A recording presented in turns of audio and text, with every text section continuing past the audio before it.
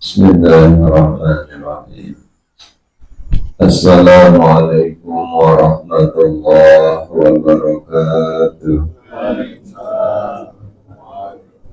Alhamdulillah, alhamdulillahilladzi hadana li hadza wa ma kunna linahtadiya laula an hadana Allah. Asyhadu an la ilaha illallah wahdahu la syarika lah wa asyhadu anna Muhammadan abduhu wa rasuluhu la nabiyya ba'dah.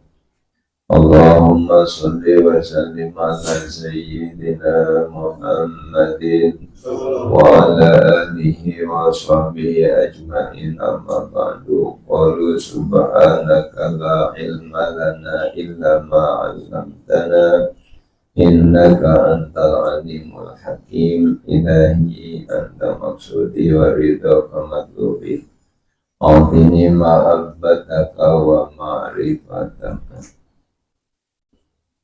Ila hadrati Syekhina al-Mukarram Sayyidi Syekh Haji Ahmad Swahibul Wafatajul Arifin. Al-Fatihah. Bismillahirrahmanirrahim. Alhamdulillahi Rabbil Alamin. Ar-Rahmanir Rahim. Maliki yawmiddin. Iyyaka na'budu wa iyyaka nasta'in. Ihdinas siratal mustaqim. Shiratal ladzina an'amta 'alaihim ghairil maghdubi 'alaihim waladdallin. Al-Mukarramun, para seti, para hujat, para tokoh masyarakat yang saya muliakan, wabil khusus perwakilan dari pengurus Yayasan LDTKN Tangerang Raya, Bapak Ustaz Selamat, Bapak Haji Entis, dan juga yang saya muliakan Bapak Ustaz Cecep Ubaidillah, Bapak Ustaz Dadang, dan juga keluarga besar Mushola Al-Ikhlas yang dirahmati Allah. Mudah-mudahan kehadiran kita ke tempat ini mendatangkan kebaikan buat kita, mendatangkan kemuliaan dalam hidup kita. Amin ya Rabbal. Salawat beserta salam tak lupa kita sanjungkan ke baginda alam Nabi besar Muhammad Sallallahu Alaihi Wasallam, yang insya Allah kita digolongkan sebagai umatnya yang akan mendapatkan syafaat beliau di hari kemudian. Amin ya Rabbal Alamin. Para ikhwan yang saya muliakan, Rasulullah pernah bersabda bahwa ada seorang sahabat, ada seorang laki-laki datang kepada Rasul. Beliau mengatakan, ya Rasulullah, dulani ala amalin. Ya Rasul, tunjukkanlah kepada saya satu amalan. Dengan amalan ini, idza amiltuhu ahabbani Allah. Dengan amalan ini, Allah akan cintai saya, wa ahabbani an-nas, dan dicintai oleh manusia. Jadi ada seorang laki-laki datang kepada Kanjeng Nabi. Beliau katakan, ya Rasul, tunjukkan kepada saya satu amalan yang dengan amalan ini saya bisa dimuliakan, bisa dicintai oleh Allah, dan juga dicintai oleh manusia. Nah, inilah keinginan kita, bahwa kita ingin dicintai Allah pun juga dicintai manusia. Nah, terkadang kita lebih mendahulukan dicintai manusia ketimbang dicintai Allah gitu. Biasanya terbaliknya begitu. Kita paling pengennya itu dicintai manusia. Kenapa? Kalau kita dicintai manusia, maka kita bisa naik jabatan begitu. Nah, kalau kerja di pabrik kan otomatis nanti naik pangkat berarti kan. Nah, kebanyakan dari kita semacam itu, tapi Ini dia inginnya satu dicintai oleh Allah, dua juga dicintai oleh manusia. Nah, ini kan satu gambaran bahwa yang namanya manusia itu butuh pengakuan dan juga butuh pencintaan dari orang lain. Nah, lalu Rasul mengatakan bahwa apabila satu amalan ini kamu lakukan, maka kamu akan dicintai oleh Allah pun juga dicintai oleh manusia. Apa jawab Nabi sebagai jawaban dari yang diminta oleh seorang sahabat tadi, seorang laki-laki tadi? Rasul mengatakan, izhad fid dunya yuhibbukallah. Kemudian wazhad fima indan nas yuhibbukan nas. Gitu.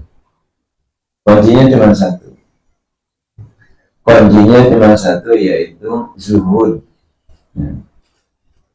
Nah, yang pertama kata Kanjeng Nabi, izhad fid dunya yuhibbukallah.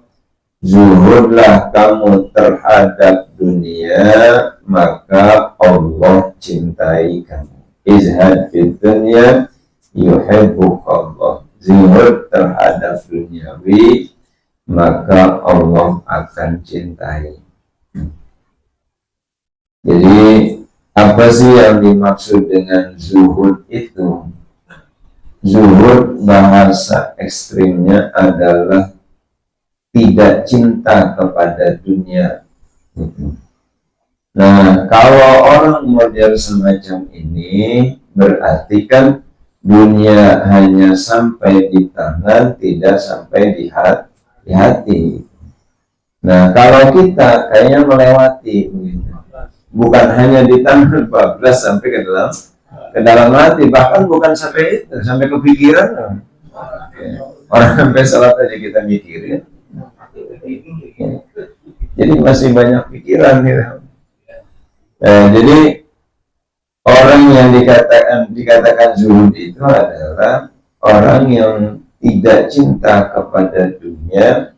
Nah, ketika orang itu tidak cinta kepada dunia, maka dunia akan mengejar gitu. Ini kan kenapa kita banyak mengejar? Karena kita terlalu cinta kepada dunia sehingga kita ngejar-ngejar. Karena kita kejar, maka dia kayak orang ini ya, apa ya istilahnya itu, jual mahal gitu. Ya, coba aja dah. Jual. Ketika kita kejar, pagi, sore, siang, malam, kita terus aja mikir. Nggak tahu cuma dapat segitu gitunya. Yang kejual satu kolor doang. Ini kan emang Allah sudah tentukan gitu.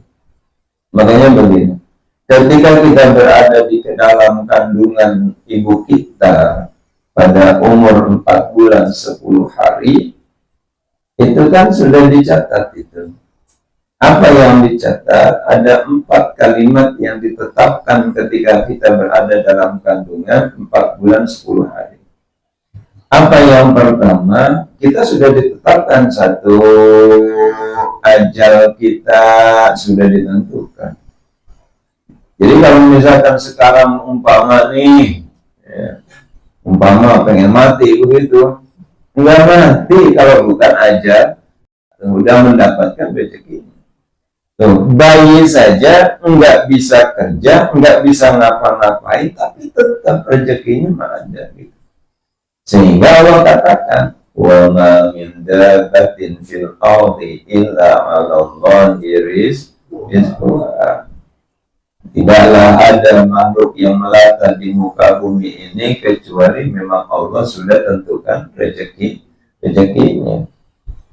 Sudah ditentukan, makanya rezeki itu sudah ditentukan oleh Allah. Jumlahnya berapa, banyaknya berapa, ya sudah ditentukan.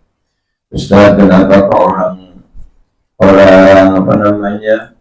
non Islam itu lebih kaya, Ustaz? itu buat ujian bagi kita, dan juga buat kebahagiaan bagi mereka. Nah, kenapa? Karena kita mau konsepnya bahwa ya dunia ini sebagai, kan ada bahasa begini, dunia ini adalah sijnun lil mukminin wa jannatun lil kafir, bahwa dunia ini adalah penjara buat orang mukmin. Ini kan bahasa simbol. Penjara buat orang mukmin, tapi surga buat orang non mukmin.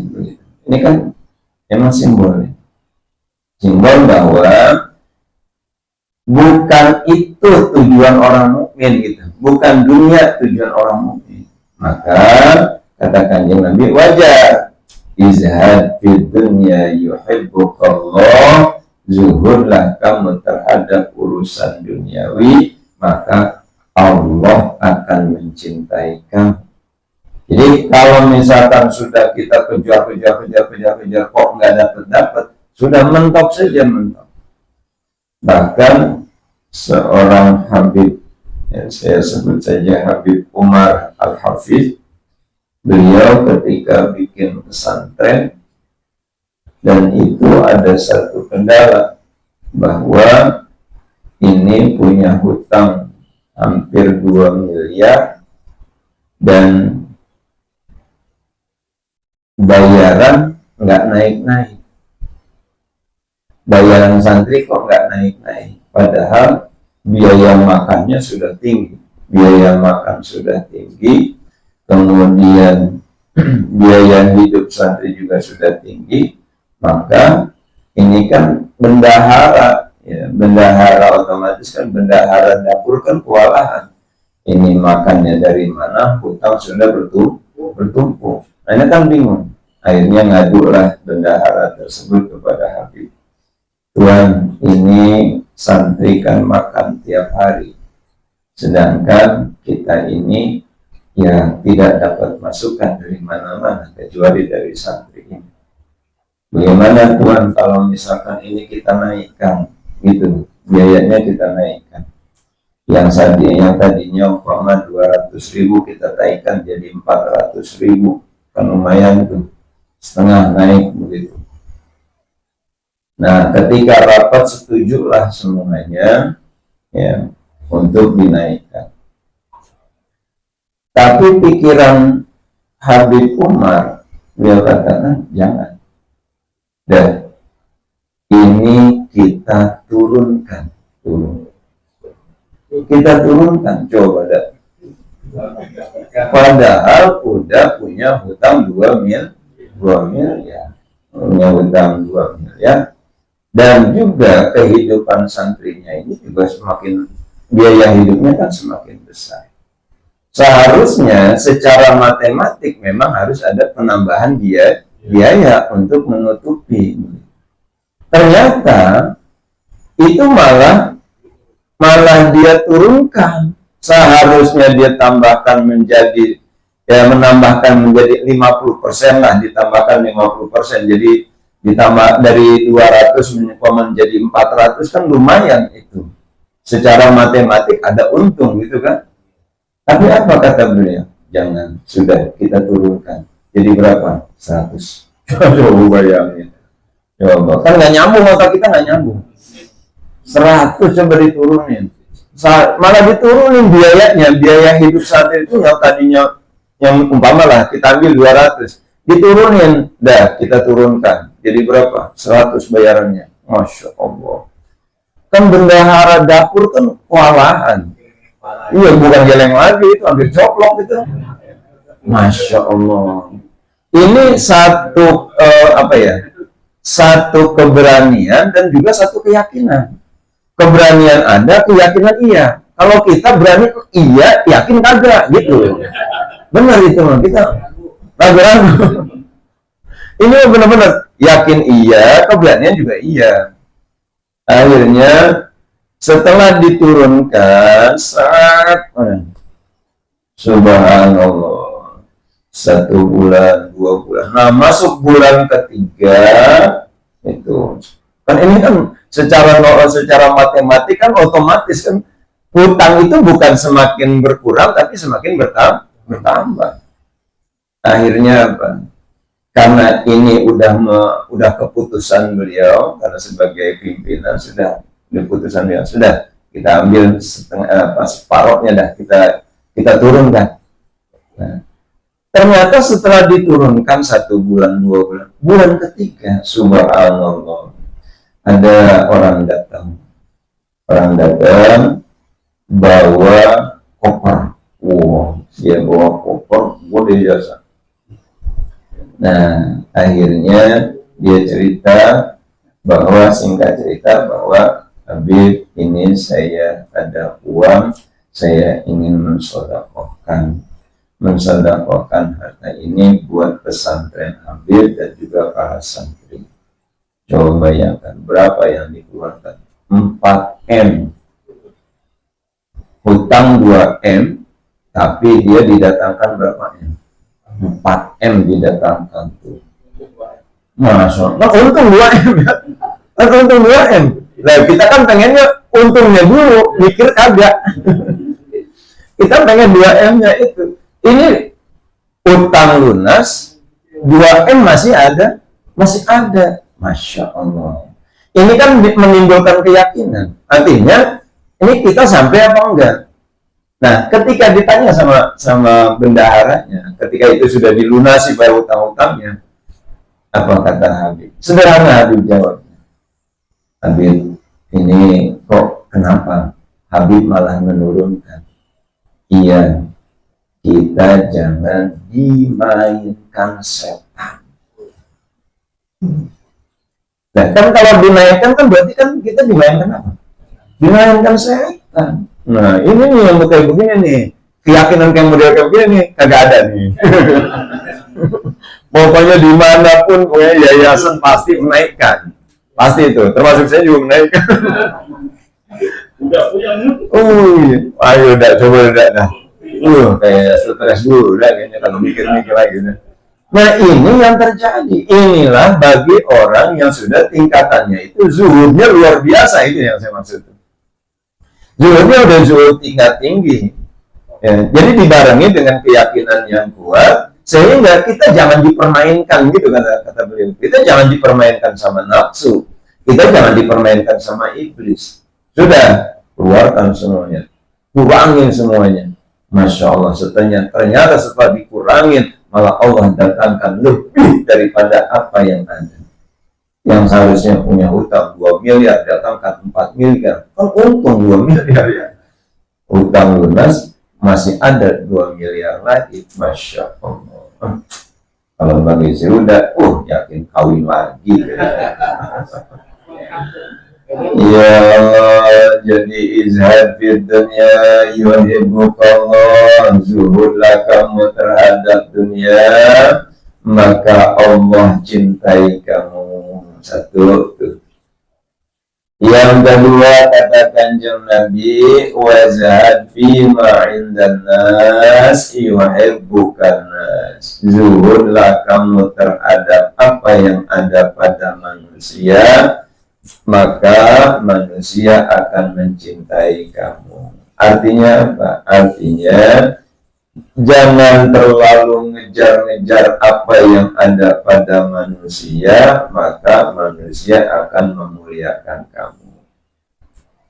Sayyidina Ali pernah berkata bahwa cintalah kamu kepada manusia, maka kamu akan menjadi budak. Kamu cinta kepada manusia, kamu akan menjadi budak manusia. Tapi kalau kamu tidak cinta kepada manusia, maka kamu akan menjadi raja di tengah-tengah mereka. Jadi, kalau kita enggak cinta kepada apa yang ada pada manusia, maka manusia akan mencintai kita. Artinya, jangan terlalu banyak minta kepada manusia. Makanya, ketika kita banyak minta kepada manusia, maka manusia akan merendahkan kita. Ketika kita sering datang kepada orang kaya, maka orang kaya lambat laun akan menghinakan kita.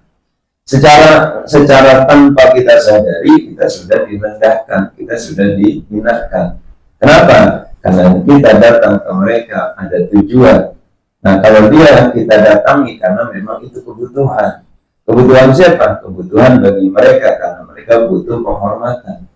Jadi ketika kita datang kepada mereka dengan niatnya adalah ingin mendapatkan fee dari mereka, maka itu adalah jatuh dalam kehidupan kita.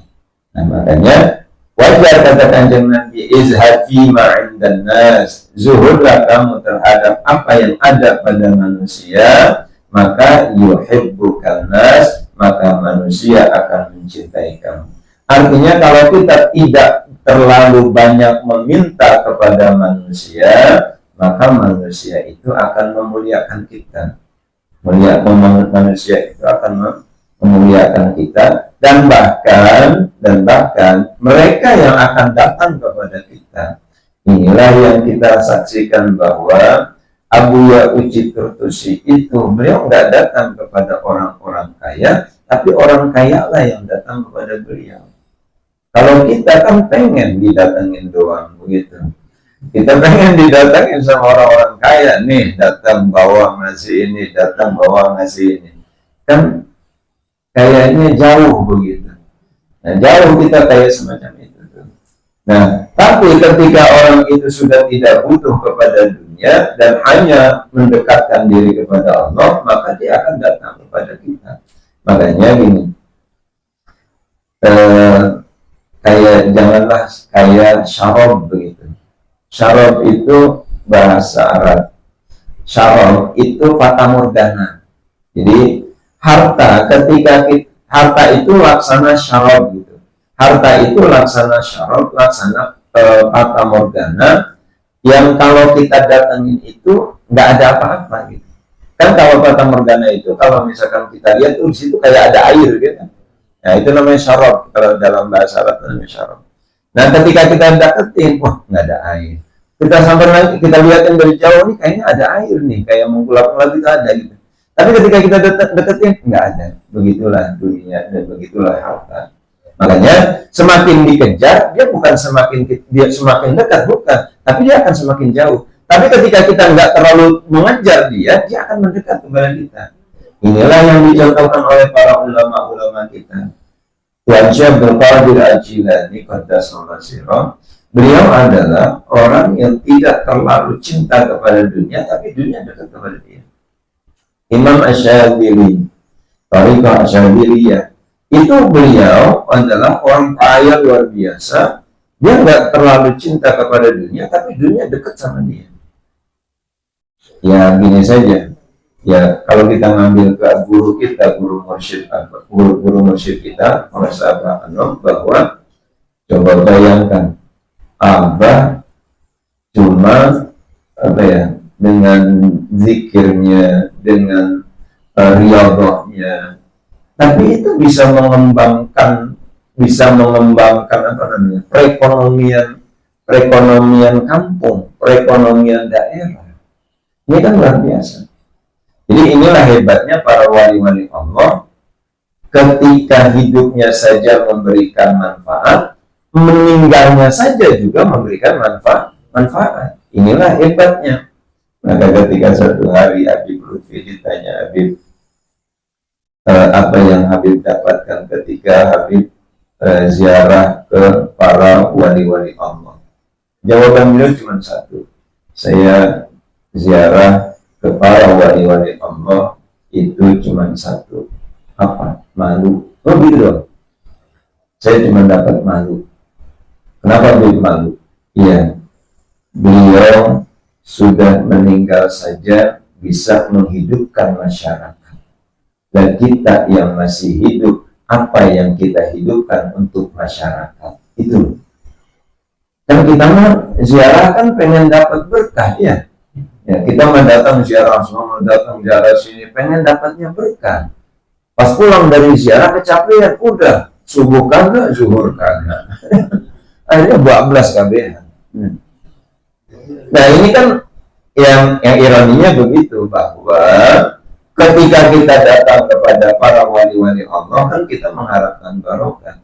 Cuman kita nggak merenung bahwasanya ini wali-wali Allah adalah orang yang sudah meninggalnya saja bisa menghidupkan masyarakat banyak.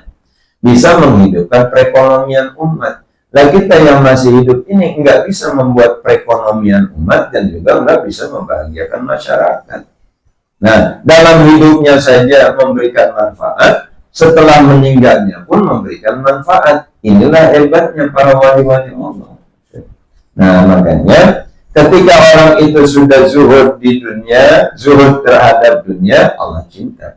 Kemudian juga mereka zuhud terhadap apa yang ada pada manusia, maka manusia akan mencintai mereka. Makanya kuncinya cuma satu, zuhud gitu doang. Ya. Tidak terlalu cinta kepada dunia dan juga tidak terlalu cinta kepada apa yang ada pada manusia. Kalau begini, kalau misalkan kita terlalu cinta kepada apa yang ada pada manusia, maka timbulnya kita tidak bersyukur. Maka kata Kanjeng Nabi, di antara ciri orang yang celaka adalah an-nazru ila man fawqahu fid dunya. Kata Kanjeng Nabi, termasuk kategori orang celaka adalah an-nazru ila man fawqahu fid dunya, melihat kepada orang dalam urusan dunia melihatnya ke atas gitu. Dalam urusan dunia dia melihat ke atas, ini celaka nih. Ciri orang celaka yaitu melihat kepada orang, kepada harta, kepada dunia, dia lihatnya ke atas. Jadi ketika orang itu melihat dalam hal dunia, dia lihatnya ke atas, timbulnya nggak syukur. Maka dia akan mengeluh, ya saya baru mendapat gini doang ya. Ya Allah, cuma dapat segini doang, cuma 5 juta, 5 juta gajinya, tidak cuma 500.000, ya kagak kebedak dah.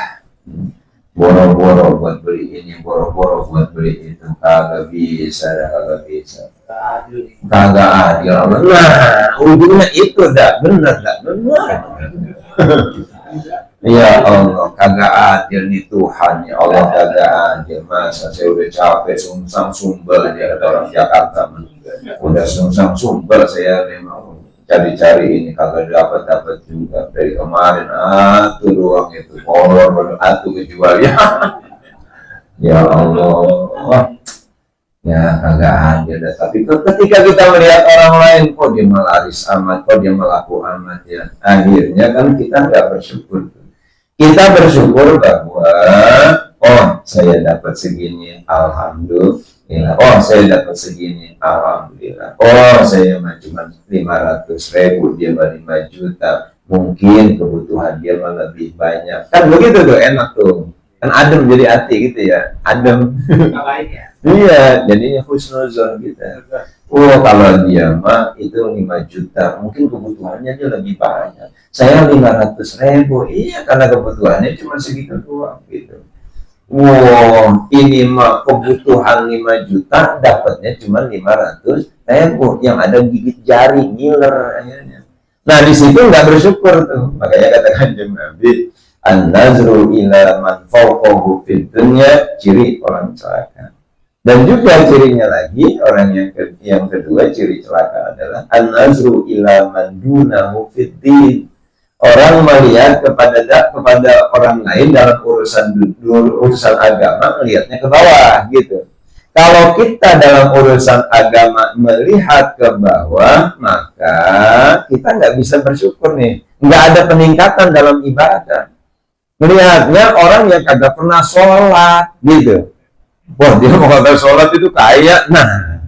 Dia mau nggak sholat itu dia kaya. Udah loh, nggak sholat aja. Nah, kan akhirnya ke situ kita tuh. Padahal kita mau capek banget.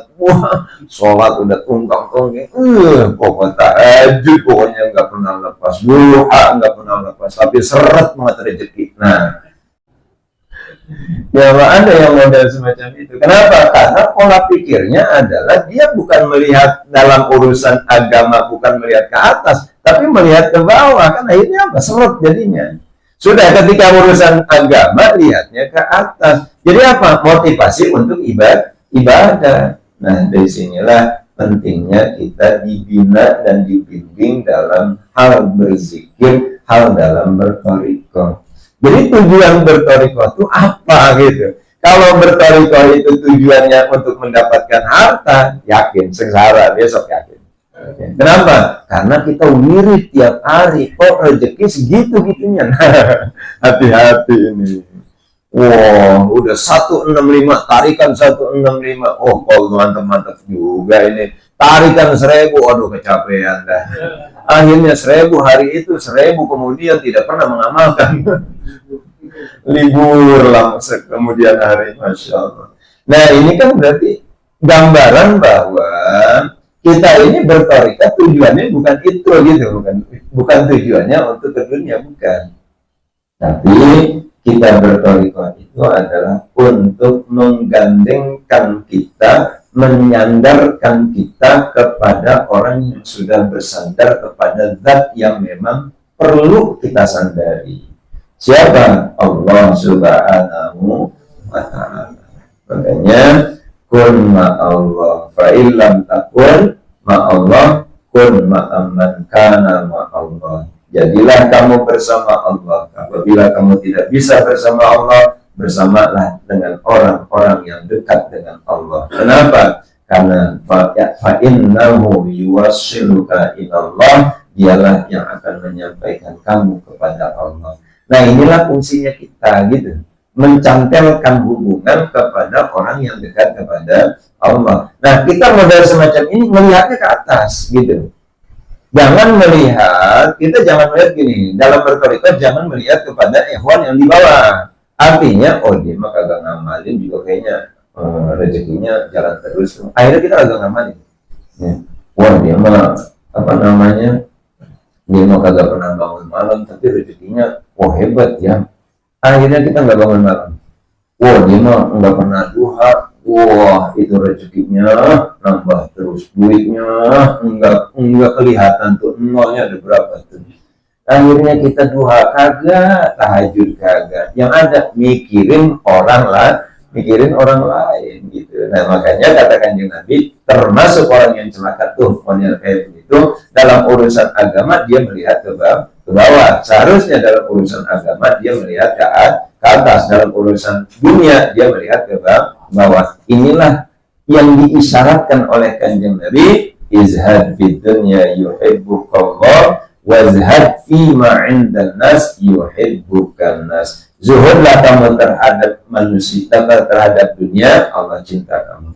Dan juga zuhudlah kepada apa yang ada pada manusia, maka manusia akan cinta kepada kamu. Kuncinya satu, zuhud. Mudah-mudahan dengan wasilah ini, dengan wasilah thariqah ini, kita bisa menjadi orang yang zuhud, zahid, artinya orang yang tidak terlalu butuh kepada dunia. Kenapa? Karena orang yang zuhud itu bukan berarti dia tidak butuh kepada dunia, bukan. Tapi dia bisa mengatur kehidupan dunia dan juga bisa mengukur dalam kehidupannya. Maka orang yang bisa mengatur dan bisa mengukur jalan hidupnya, maka dia akan bahagia di kelak kemudian hari. Amin ya rabbal al-fatihah. A'udzubillahi minasyaitonir rajim. Bismillahirrahmanirrahim. Alhamdulillahirabbil alamin arrahmanir rahim maliki yaumiddin. Iyyaka na'budu wa iyyaka nasta'in ihdinas siratal mustaqim. Shiratal ladzina an'amta 'alaihim ghairil maghdubi 'alaihim waladdallin. Allahumma shalli 'alan nabiyyil hashimi Muhammadin wa alihi wa sallim taslima. Allahumma salli ala nabiyyil hashimi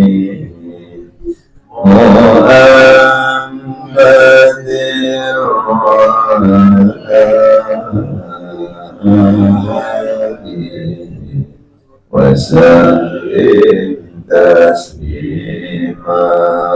Allahumma salli ala nabiyil hashimi Muhammadin wa